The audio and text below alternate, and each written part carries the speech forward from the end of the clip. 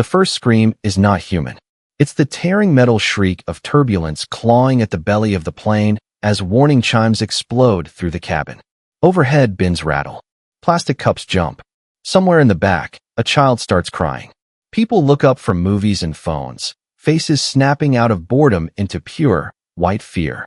Ladies and gentlemen, please return to your seats and fasten your seat belts immediately. The flight attendant's voice crackles over the intercom. Thinner than usual, the edge is fraying. A second voice bleeds faintly through the open cockpit door. A male voice, slurred, confused, not sounding like any captain passengers trust with their lives. Row 2, seat A. A black woman with braided hair pulled neatly into a bun and a navy blazer draped over her shoulders looks up from a thick stack of technical documents. Her wristwatch, an old aviator's watch with a faded leather strap, ticks steadily, stubbornly calm against the chaos around her. She doesn't scream. She doesn't clutch the armrests. She listens. Because she's heard that tone before. Not on commercial flights, but in cockpits that smelled like hydraulic fluid and sand, with alarms that meant incoming missiles instead of coffee spilling in turbulence. 3 hours earlier, no one cared who she was. Atlanta's Hartsfield, Jackson Airport had been its usual swirling storm of people and luggage and impatience. At Gate B12, the digital sign glowed. Flight 447, Atlanta to Los Angeles, boarding. Business travelers huddled around outlets. Influencers framed selfies by the windows. Families negotiated snacks and bathroom trips. The unwritten rules of status floated in the air. Who belonged where? Who looked expensive? Who did not? She had walked up to the gate with the quiet, controlled stride of someone used to long corridors and long missions. Her name on the boarding pass read, Maya Johnson, Seat 2A, Business Class. Her blazer was simple but tailored. Her shoes clean but practical. Her jewelry minimal. Not flashy. Not loud. Nothing about her tried to convince anyone she belonged there. The gate agent smiled the professional smile companies train into their staff, then faltered when she took in Maya's face, skin tone, and economy black carry-on. The pause was tiny, barely a second, but long enough for people in the boarding lane to notice. Business class, the agent repeated, as if the words themselves were suspicious. Yes, Maya replied, voice level. Seat 2A. The scanner beeped green. Access granted. The agent stepped aside with a quick, "You're all set, ma'am," but the damage was already done. The man 2 people behind Maya in line, white, mid-40s, wrist weighted by an expensive watch, raised an eyebrow and smirked into his phone, thumbs already moving to type. 5 rows ahead, near the galley, the senior flight attendant watched them board. Jessica Walsh. 8 years of experience, immaculate blonde bun, uniform ironed to perfection, name tag polished. She had seen every kind of passenger, the entitled, the kind, the angry, the quietly broken. But prejudice, when left unchallenged, has a way of slipping into even the most professional habits without asking permission. Welcome aboard, Jessica chimed as each business class passenger entered, her smile bright and consistent, until Maya stepped through the door. Then the smile cooled, just a few degrees. Not enough for policy, enough for people. Maya felt it. People like her always feel it. But she simply nodded, placed her bag overhead without fuss, and slid into 2A. The seat was wide and comfortable. The dividing curtain between business and economy hung like a velvet border between worlds. In 2C, the man with the expensive watch, Blake Morrison, took his place with practiced ownership, spreading his shoulders, staking his claim to the armrest, glancing at Maya as if she were a glitch in the system. His phone camera flicked toward her for half a second, like he was filing evidence. Across the aisle in 1A, an older white woman watched everything with sharp, tired eyes. Her name was Patricia Goldstein. She had lived through enough decades to recognize 2 things instantly: competence and disrespect. She spotted both in less than 5 minutes. As boarding wrapped up, Jessica made her way down the aisle, offering pre-flight drinks. Champagne here, orange juice there, small talk filtered through years of practice. Champagne for you, sir, she asked Blake warmly. Of course, he grinned. That's what we pay for, right? When she turned to Maya, something in her posture shifted. And for you? Jessica asked, not unkindly, but with that careful tone some people use when they're not sure if you actually belong. Just water, Please, Maya said. Jessica hesitated, as if the request didn't match the picture in her head. No ring, no designer handbag, no familiar corporate logo on the laptop. Just a black woman in a neat blazer and an old watch, reading documents that didn't look like sales reports or spreadsheets. Of course, Jessica replied at last, but the warmth she'd given Blake never quite reached her eyes. As the plane taxied, Blake leaned his head toward the aisle, voice just loud enough for people around them to hear. Crazy who they let into business these days, he murmured, not looking at Maya, but absolutely meaning Maya. Upgrades have gotten out of hand. A few passengers pretended not to hear. Mrs. Goldstein's mouth tightened. Maya turned a page in her file, refusing to give him the reaction he wanted. The diagrams in front of her showed hydraulic systems and redundancy lines, schematics of the very type of aircraft they were sitting in. At 35,000 feet, the cabin settled into its usual mid-flight rhythm. The hum of engines, the clink of glasses, the glow of screens. People relaxed into the assumption that nothing truly bad ever happens to their flight. Meal service came. Jessica glided through the aisle. With Blake, she chatted amiably about wine selections and pairings. "We have a beautiful Bordeaux today," she said, placing the bottle near his tray. "Perfect," he replied, making sure the label was visible for his phone camera. When she turned to Maya, her tone thinned.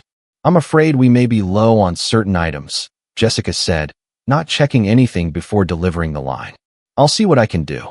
"I'll be fine," Maya said, her voice polite but firm. "Just the standard option is okay." Jessica nodded, as if granting a favor. Blake watched, satisfied, and typed something into his phone, the blue light reflecting off his smirk. The first real crack in the perfect flight illusion wasn't the turbulence. It was smaller, quieter, easier to miss. Jessica, on her way back from the galley, paused and pressed her hand against the wall for half a second, as if the plane had shifted beneath her. Her face paled. She inhaled, smiled again, and kept moving. Most passengers didn't notice. Maya did. She glanced at her watch, mentally counting back. Crew meals, usually eaten quickly before service, about 45 minutes ago. The captain's last announcement had been slightly off, too. Nothing obvious. Just slower. Words spaced a bit wrong, like they had to fight through fog to get out. Food poisoning. Fatigue. At altitude. Maya's gut tightened. She had seen what bad food could do to a team in the middle of nowhere. On the ground, it was miserable. In the sky, it could be fatal. Then the turbulence hit. This time it wasn't the gentle bump passengers joked about afterward. The plane lurched hard enough that glasses toppled, a bottle clanged to the floor, and someone in economy screamed. Overhead luggage shifted with a thump. The seatbelt sign chimed on. Jessica's voice burst through the speakers, thinner, shakier. "Ladies and gentlemen, please remain seated with your seat belts fastened. We're experiencing some minor, air disturbance." Minor. The word didn't match the way she had to grab the intercom panel to steady herself. Maya looked down the aisle and saw it clearly now, the slight tremor in Jessica's hand, the sheen of sweat on her forehead in an otherwise cool cabin, the unfocused blink of someone battling nausea. Maya's fingers tightened around the armrest for one breath. Then she exhaled, her mind shifting with a quiet internal click from passenger mode to something else entirely. This wasn't just about rude comments and a condescending tone anymore. This was about 287 souls sealed in a metal tube at 35,000 feet, and a crew that might be losing the ability to keep them safe. Out of habit, out of training, out of a lifetime of stepping up when others stepped back, Maya Johnson checked her father's worn aviator watch. Time, turbulence, symptoms. She began running the math. And for the first time since boarding, she unbuckled her belt. Not out of defiance, but because she knew something no one else in that cabin yet understood. If the flight crew truly was getting sick, then the woman they all treated like just a passenger might soon be the only thing standing between them and disaster. The next jolt slams through the cabin hard enough that a tray in economy crashes to the floor. Someone gasps. Someone else swears. The plane shudders, steadies, then shudders again like it's flying over invisible potholes in the sky. Jessica's smile is gone now. From 2A, Maya watches her shuffle toward the galley, one hand brushing every seat back as if the aisle is a balance beam. The other flight attendant whispers something to her, eyes wide. Jessica nods too quickly, the movement jerky, forced. Maya unbuckles her belt again.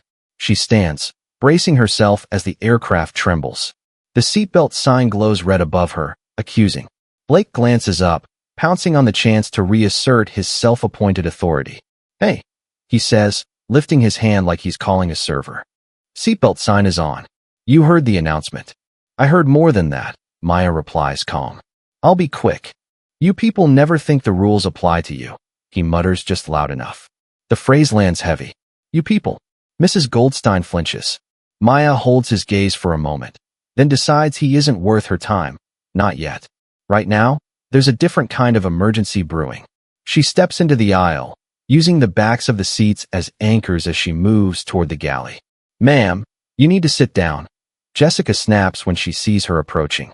There's no professional warmth left, just thin patience and rising irritation. "We're in turbulence." "You're sweating," Maya says, skipping the small talk. "You were steady earlier. Now you're bracing yourself on everything. How long ago did you eat?" Jessica's eyes narrow. "That's none of your concern. Please return to your seat." "It is my concern," Maya replies evenly. "Because if you're this symptomatic and you ate the same meal as the pilots, they may be worse." "When did you eat? Before service? After takeoff?" Jessica opens her mouth to snap back, then stops. For a heartbeat, the professional mask slips, and raw discomfort shows through. 45 minutes ago, she admits, then seems angry at herself for answering. "Crew meal." "What? Any stomach cramps? Nausea? Dizziness?" Maya asks, voice shifting into a clipped, systematic rhythm that sounds nothing like a nosy passenger and everything like triage. Jessica blinks. "Why are you interrogating me? Are you a doctor now? I've seen foodborne illness hit a team." Maya doesn't bother with details yet. Desert, rotors, medevacs. This timing is textbook. If you're feeling it, and the cockpit ate the same thing, they might be impaired. That is a safety issue, not a personal question. Before Jessica can answer, the intercom crackles to life. "Ah, folks, this is your captain." The voice is male, but slurred again, more obvious now. "We're, just dealing with some minor technical adjustments. Nothing to worry." The sentence trails off in static. Maya's entire body tightens. That isn't just tired. That's someone fighting to stay upright. Several passengers look up, frowning. Blake scoffs and lifts his phone, already recording. "See," he calls to no one in particular. People panicking for nothing. It's just turbulence. And some folks can't even follow simple instructions. He swings his camera for a quick shot of Maya in the aisle, framing her as the problem. His caption is already forming in his head. When airlines let anyone into business and they think they run the place. #standards. "You do not have permission to film me," Maya says calmly without looking at him. "It's a public space," Blake fires back. "If you don't want attention, sit down and act normal." Maya ignores him, focusing on Jessica instead. Up close, she can see the tremble in the flight attendant's jaw. The way she swallows like every gulp is a negotiation with her stomach. "You need to tell the captain if you feel unwell," Maya says. "Now, before this gets worse." Jessica's pride flares, offended. "I told you. I'm fine," she insists, though her hand is still gripping the galley counter. "And even if I wasn't, you're just a passenger. Sit down. We have procedures." There it is. The phrase. Just a passenger. It stings, but only because of what's at stake, not what it implies about Maya. She's been called worse by people who knew far less. "I'm trying to prevent this situation from turning into something your procedures don't cover," Maya replies softly. "Please, call the cockpit. Check on them." "Ma'am," Jessica says, the word now dipped in irritation and condescension, "I need you to return to your seat." The last 3 words are distinct, like she's scolding a child. Behind them, a few business passengers watch with interest, like this is some premium in-flight drama thrown in for free. One man in 3D shakes his head, muttering, "Always a problem with someone." Mrs. Goldstein can't stay silent anymore. "Jessica," she calls from 1A, voice steady but firm. "If she's concerned about the crew's health, maybe listen. That last announcement didn't sound right." "Mrs. Goldstein, I assure you everything is under control," Jessica says, trying to reassemble her professional tone. "We're trained for turbulence," and her sentence cuts off as a wave of nausea hits her so hard she has to clap a hand over her mouth. Her eyes go glassy. She sways. Maya steps forward instinctively, grabbing her elbow before she can slump to the floor. Okay, Maya says quietly. That's it. We're past pretending this is nothing. Jessica pulls back, cheeks burning with embarrassment and fear. Don't touch me, she hisses. You have no idea how we operate. You're not crew. You're not authorized to. Maya reaches into her blazer pocket and pulls out a worn leather ID wallet. She flips it open just enough for Jessica to see the embossing, the crest, the wings. United States Air Force. Lieutenant Colonel. Pilot. Jessica's protest dies on her tongue. My name is Lieutenant Colonel Maya Johnson, she says, voice low but immovable. I have over 4,000 flight hours. Combat. Test flights. Multi-engine aircraft. I am not trying to play hero. I am telling you that your crew may be medically compromised at 35,000 feet, and we do not have the luxury of ego. Blake, still filming, zooms in on the ID, his expression twisting between disbelief and panic. Oh, so now she's military, he scoffs, but the words land with less confidence. People can fake badges, you know. Mrs. Goldstein stands halfway, turning in her seat to get a better look. The color drains from her face. Johnson, she whispers. Maya. Johnson. Maya doesn't respond. Her eyes are on the cockpit door now, slightly ajar, something that would never happen if everyone in there was fully sharp.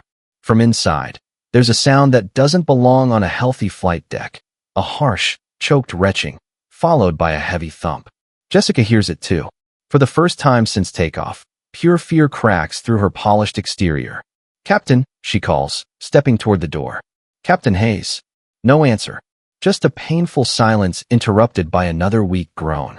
The plane shivers again, not with turbulence this time, but with a slow, uneasy drift, as if the invisible hand guiding it has started to slip. Maya moves.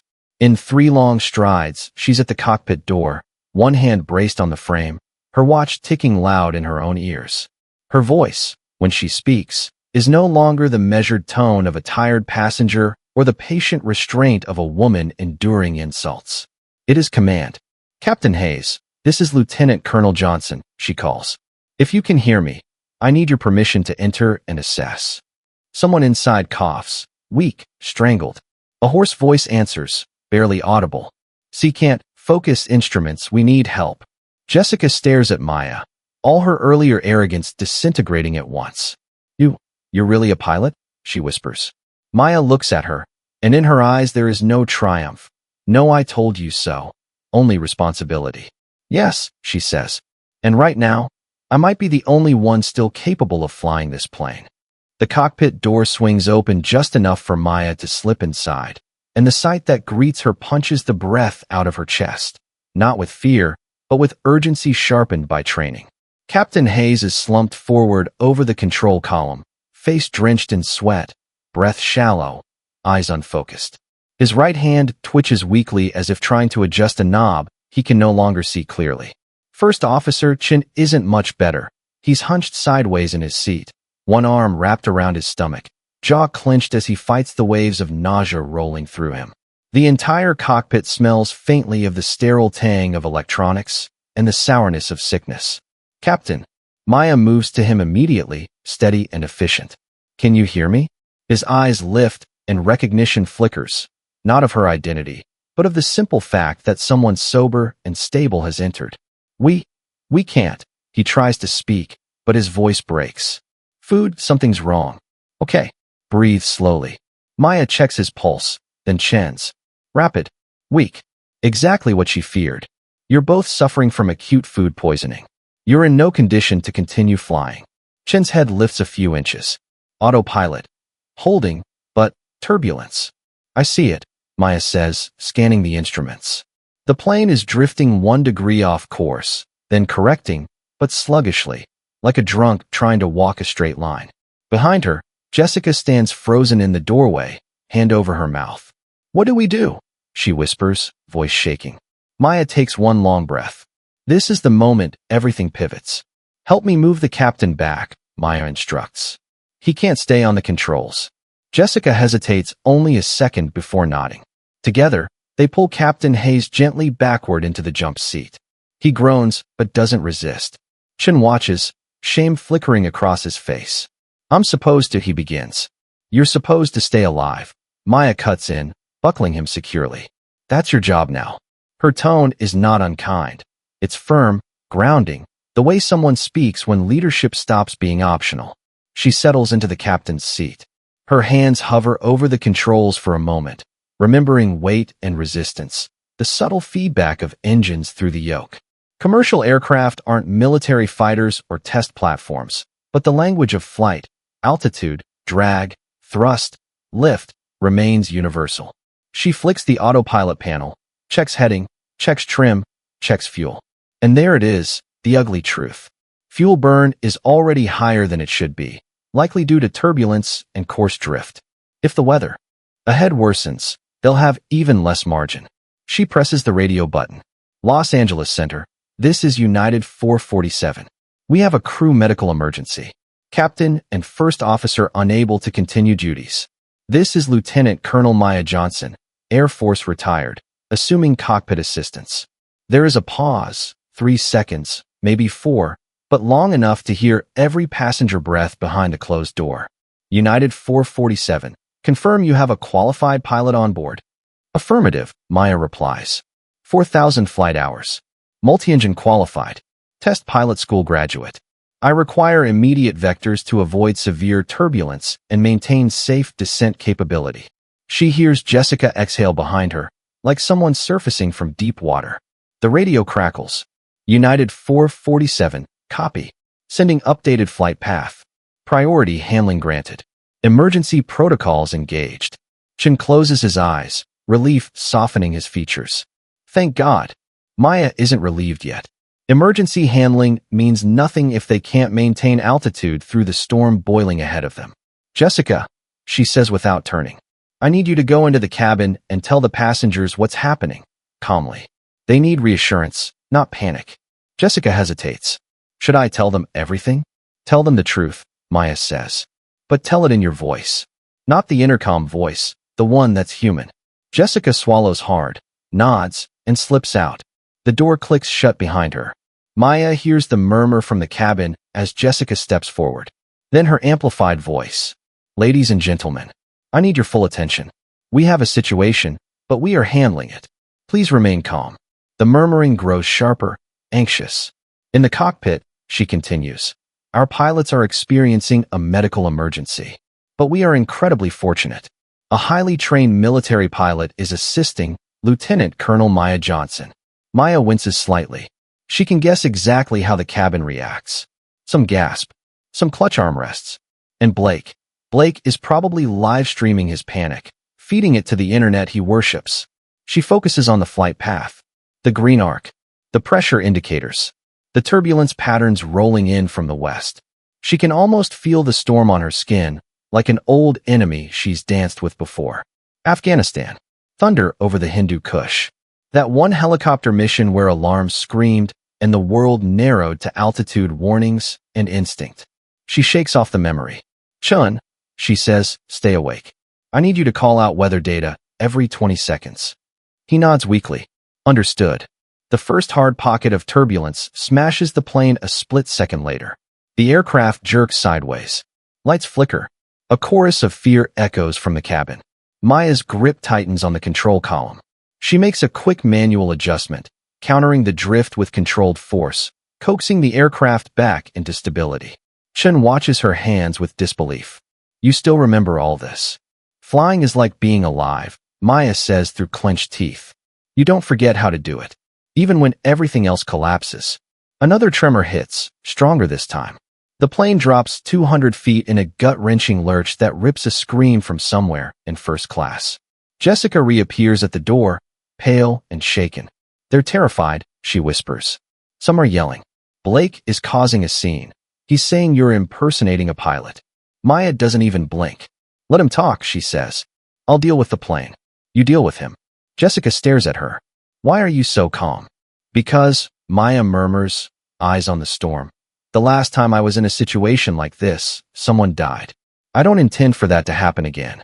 Outside, lightning flickers against a wall of black clouds stretching like a barrier across their path. The plane edges closer. The instruments vibrate. The engines strain. The storm waits. Maya inhales, slow and steady.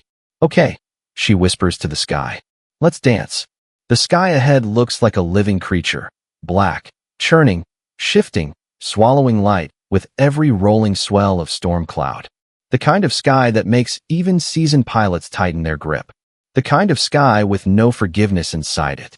Maya levels the aircraft slightly, buying herself a few more precious seconds before they breach the first wall of turbulence. She studies the radar again. The green blotches shift to yellow, then red. The worst of it sits squarely across their assigned route. We can't go through that, Chen rasps, fighting the tension in his stomach. We'll get torn apart. We won't go through it, Maya replies. We'll go under it. Chen's head snaps up. Under? Maya, terrain clearance. I know the terrain. She taps the display. There's a valley corridor here. If we descend to 18,000 feet and follow the contour maps, we can slip under the worst winds. It'll be tight, but doable. Tight, he echoes weakly. That's a mountain pass. Trust me, Maya says, eyes narrowing at the advancing storm edge. I've flown worse passes and worse storms while someone was shooting at me. Behind her, the cockpit door cracks open. Jessica returns with panic etched across her face. He's yelling at people, she blurts. Blake, he's telling everyone you're not a real pilot, that you're going to crash the plane. Of course he is. Is he recording? Maya asks. Yes. He's already posted 2 videos. Maya lets out a slow breath, not frustration, but focus. Tell him to sit down and secure himself. And if he doesn't listen, tell him this. If he keeps standing up during turbulence, he won't need to worry about me crashing the plane. He'll injure himself long before we land. Jessica blinks. Then, to her own surprise, she almost smiles. Understood. She closes the door gently. Another violent jolt rips through the aircraft. Loose items shift. Warning chimes ring again. Maya grips the yoke, countering the sudden drop. Outside the cockpit window, lightning streaks upward like a vein of fire. The storm is here. Chun, call out altitude every 30 seconds, she orders. And read wind shear warnings as they come. He nods, sweat dripping from his temple. Their descent begins, smooth at first, then uneven as gusts batter the fuselage. The airline passengers behind them are tossed like rag dolls in luxury seats. In 2C, Blake clutches both armrests, breath sharp, panicked. Mrs. Goldstein watches him, shaking her head. You filmed her, she says calmly. Now watch her save your life. Back in the cockpit, the alarms begin. Wind shear. Wind shear. Pull up. Terrain. Terrain. Pull up. The automated warnings overlap so fast they sound like a chorus of panic. The mountains below rise like dark shadows beneath the storm belly. Maya, this descent is too steep, Chin chokes. We're losing altitude too fast. Not if I use the downdrafts correctly, Maya murmurs, eyes laser-focused. There's an updraft wall on the other side of this cell. I'm going to ride it. Ride it. Chin stammers. That's not FAA procedure. That's combat flying. Maya's jaw flexes. This isn't a textbook situation. The plane dips sharply, a stomach-flipping plunge that sends screams ricocheting through the cabin. Jessica clings to the galley rail, whispering prayers through clenched teeth. Blake accidentally drops his phone. It skitters down the aisle, forgotten. Mrs. Goldstein's voice emerges steady, unshaken. She knows what she's doing. Hold tight. Maya adjusts power, angle, and stabilizers so quickly it feels like one continuous motion. They slice under the first storm wall. Rain lashes the windshield, turning the world into a screaming blur of gray. Chun grips the panel. Altitude 18,900. 18,500. 18,200. Maya, hold, she whispers. The cockpit vibrates. The yoke shudders. Every bolt in the aircraft seems to scream. Then, a sudden surge. Air catches under them. The updraft sucks them upward like a giant invisible hand lifting the entire plane. Maya uses the ascending force to slip the aircraft sideways, angling toward the narrow terrain corridor between 2 jagged peaks. Lightning flashes again, outlining the mountains in stark white streaks. They are far too close. Chen's voice cracks. Maya, we're only 600 feet above terrain. That's the point, she says, guiding the aircraft with microscopic adjustments. Below wind shear. Above ground. Another tremor slams them from the left, threatening to swing the plane broadside into a mountainside. Chen screams something incoherent. Maya doesn't flinch. She counters the drift with a forceful but controlled correction, muscles straining, teeth clenched. "Come on," she whispers to the engines. "Stay with me."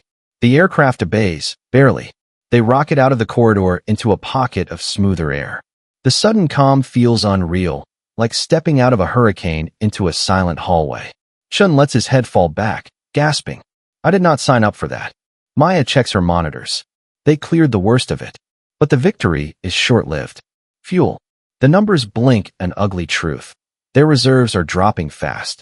Faster than projected. If they don't get priority landing soon, they might not reach the runway at all. She presses the radio switch. Los Angeles Center. This is United 447.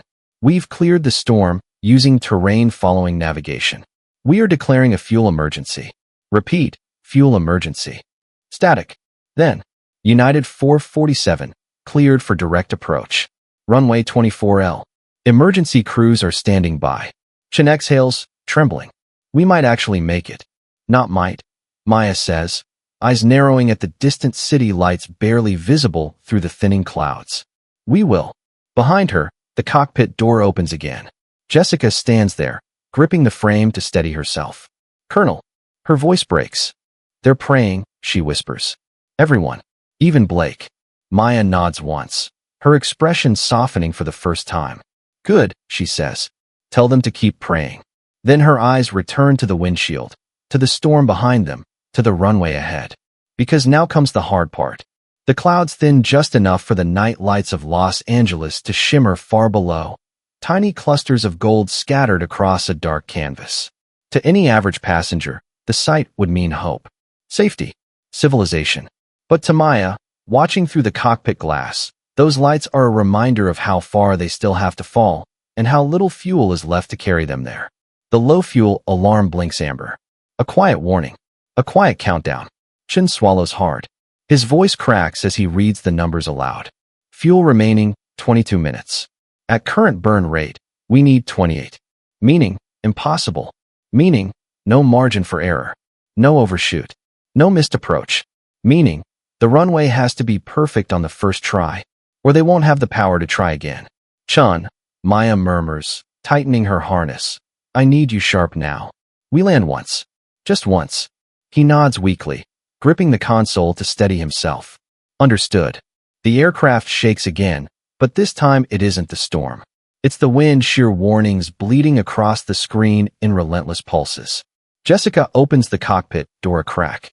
She looks like she's been through a war, hair disheveled, cheeks pale, breath short. Yet her eyes gleam with something new, resolve. "Everyone is secured," she says. "I told them to brace as soon as you call it." Maya nods. "Good. I need you seated and strapped in now." Jessica hesitates. "Before I sit, Colonel Johnson, Later, Maya cuts gently. "Sit. Stay alive. That's your job now." Jessica nods quickly and disappears, closing the door behind her. For a moment, the cockpit is silent except for the hum of engines and the steady tick of Maya's old aviator watch. She touches the worn leather strap once, grounding herself. She can almost hear her father's voice, calm and steady. A pilot's first duty is to think. Fear comes later. She inhales slowly. "Los Angeles Center," she calls. "This is United 447 beginning descent. We need straight-in landing clearance. No vectors, no delays." "United 447, you are cleared final approach. Winds gusting 25 knots. Be advised, severe wind shear reported below 1,000 feet." Chen shuts his eyes. There's always something. Maya straightens in her seat. "We prepare for it. We don't fear it." She lowers the flaps. The plane responds sluggishly, tired, battered, running on willpower as much as fuel. "Speed," she asks. Chen checks. "A little high. That's fine. Better high than low and sheer." The runway appears, long, bright, impossibly thin. A glowing lifeline cutting through the darkness. Down in the cabin, 100 breaths stop at once. Mrs. Goldstein wraps trembling fingers around her armrest, but keeps her chin up. "Come on, dear girl," she whispers. "Bring us home." In 2C, Blake's bravado has evaporated. His hands tremble. His eyes shine. For the first time all flight, The phone is forgotten in his lap. Please, he murmurs to no one. Please just let this go right. Back in the cockpit, the first violent gust hits them. The aircraft lurches sideways. Warning alarms explode across the panel. Wind shear. Wind shear. Pull up. Chin shouts. Shear from the left. I see it, Maya says, voice level as a blade. She adjusts. Compensates. Holds the aircraft steady with sheer precision. Another slam. The nose dips. Altitude drops too fast.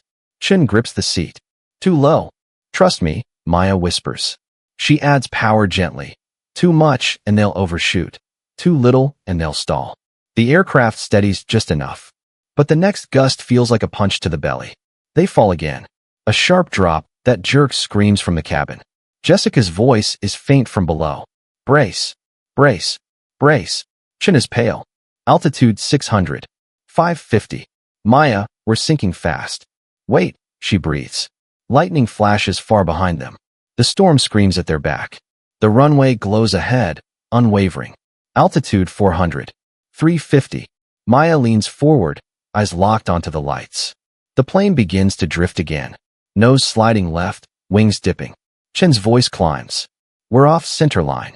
Maya growls under her breath, a sound forged between desperation and iron focus. Not tonight.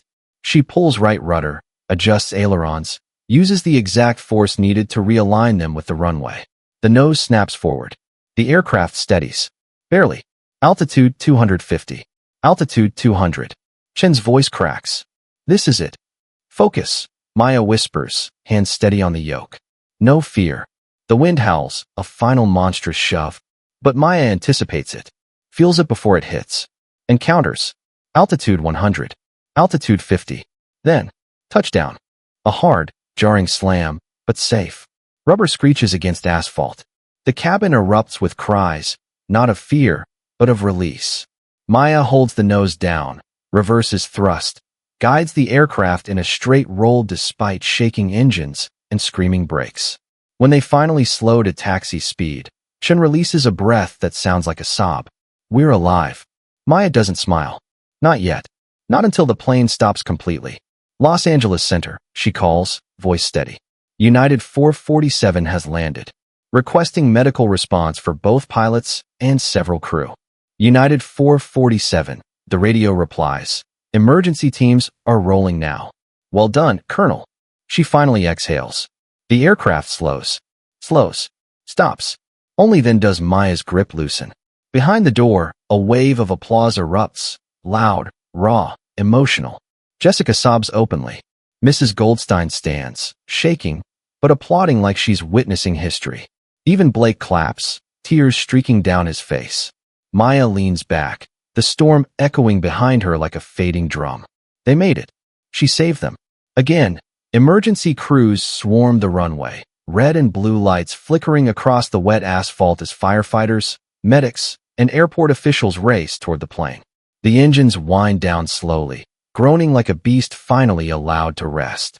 Inside the cabin, passengers are still crying, praying, hugging strangers they met only hours ago. But the cockpit remains quiet. Almost eerily so. Maya sits back in the captain's seat, hands resting loosely on her thighs, chest rising and falling in slow, controlled breaths. She doesn't smile. She doesn't collapse. She simply exists in stillness, because that's what you do after surviving something you had no right to survive. You don't celebrate. You don't talk. You let your body remember that it's safe. Chin lowers his head into shaking hands. I thought we were gone, he whispers, voice cracking. I thought this was it. You fought, Maya says softly. You stayed present. You stayed awake. That helped more than you realize. He lifts his eyes, filled with respect. Colonel Johnson, that wasn't flying.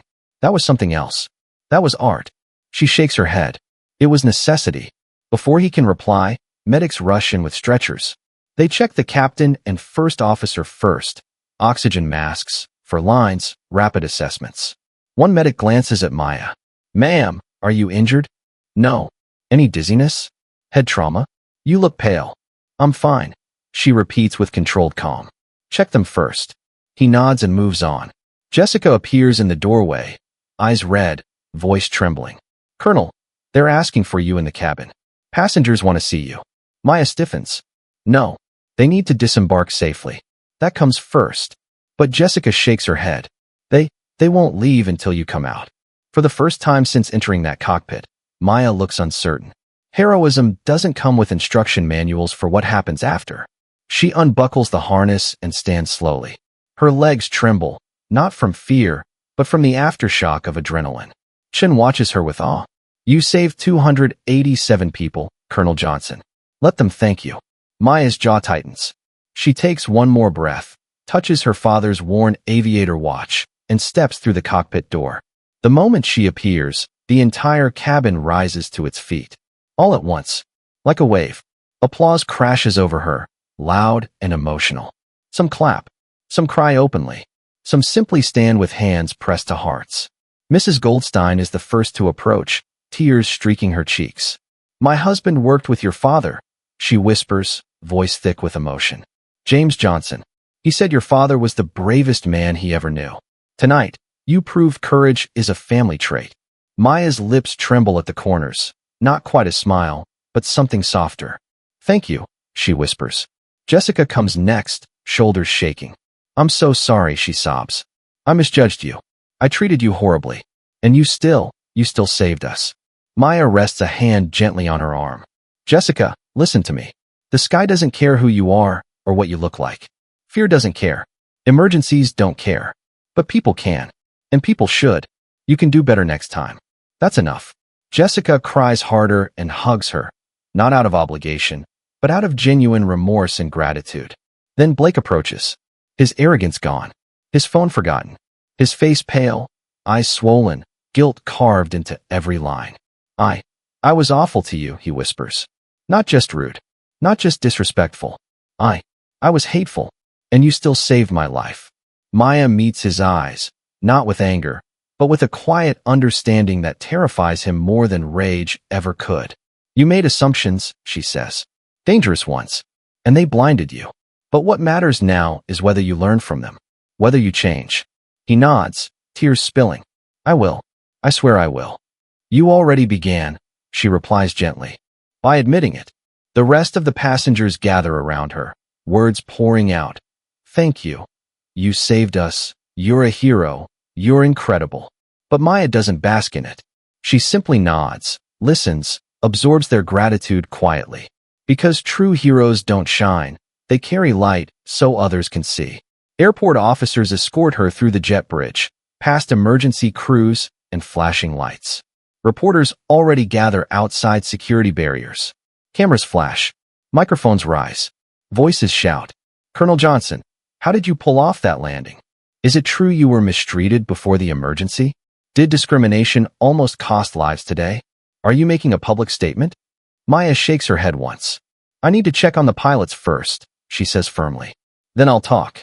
Later, much later, after the captain and first officer are stabilized, after she gives a precise and humble statement to investigators, after she answers crowds of shaken passengers wanting one more hug, one more word. Only then does Maya step outside into the cool night air. She stands alone for a moment near the edge of the terminal, watching emergency lights fade into the distance. The adrenaline slowly leaves her body. Exhaustion settles in, but so does pride. Not the loud kind. The private, earned kind. She taps her father's watch gently. Another one for you, Dad, she murmurs. Hope I made you proud. Her phone buzzes, hundreds of messages, thousands of notifications. Footage of her landing has already gone viral. Interviews are requested. News stations are calling her a national hero. She silences all of it. She doesn't need the noise. She doesn't need the spotlight. She just needs a moment of quiet. As she walks toward the exit, she spots Mrs. Goldstein waiting near a pillar. The older woman smiles warmly. Colonel, before you go, may I say one more thing? Of course, Maya replies softly. Mrs. Goldstein's eyes shine. You didn't just save us, she whispers. You reminded everyone watching that greatness doesn't wear a label. It doesn't depend on race, class, uniform, or seat number. Greatness sits beside us quietly, until the world needs it. Maya's throat tightens. Thank you, she says again, but this time, it's thicker, deeper. And as the world buzzes behind her, reporters shouting, phones filming, passengers crying out her name. Maya Johnson walks through the automatic doors into the night. Just a passenger again. Just a woman in a blazer and worn leather watch. Not looking for praise. Only looking forward. Because that's what heroes do. They save the world, and then they simply move on.